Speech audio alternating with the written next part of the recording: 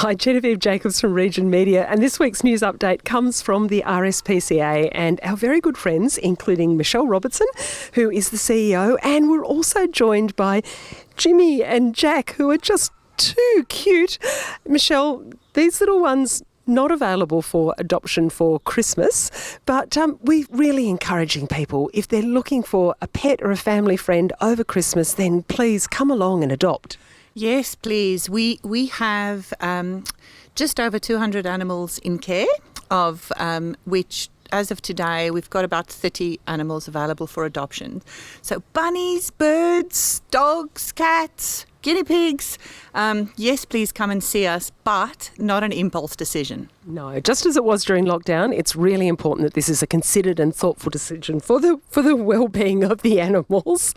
And Michelle, Christmas can be a bit of a challenging time for pets. A few safety issues that people really need to be aware of. Yes, the most important thing to remember is foods. We consume high fatty, lots of rich foods over Christmas. That's when we indulge as humans, but it's really not good for our pets. So don't share Christmas cake. Raisins, grapes, they are so bad for cats and for dogs. No nuts, coffee, alcohol, and just generally fatty foods. You can share a lean piece of turkey or a lean piece of ham, but try and avoid the fat food to share with your pets. And Michelle, a lot of people will be going away. We've had wild weather. It just keeps raining and there are thunderstorms.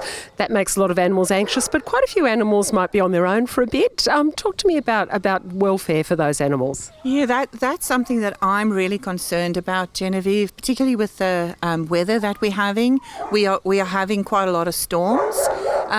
So I want to ask, just for pet owners, just be extra mindful. Please put plans in place, if you don't have a dedicated house sitter, that they are briefed if the weather does become inclement. Please just go and have a look, because dogs can get so anxious that they can jump fences. So really also just check your microchips. Now is a very good time just to check that your microchip details are up to date. But be aware of the weather and plan and make sure that your animals are comfortable. And Michelle, Christmas can also, for all the fun and the happiness and the family times, be a really stressful time for some people. RSPCA has a service that helps people who are in real difficulties and who are worried about their animals. Talk to me about that. Yeah. Look, this is unfortunately, and I wish it wasn't so, I wish we didn't have to deal with homelessness or mental health or domestic violence in our community, but we do. And we want to provide, and we do provide, a safe place for pets for when their humans are in crisis. And it's a short-term service, and we have been investing in building that capability over the past 2.5 years. So if you find yourself in real trouble and you need a safe place for your pet, please come and talk to us, and we will try our best to help. Why is Jimmy being a bit of a wriggly? Don't wriggle.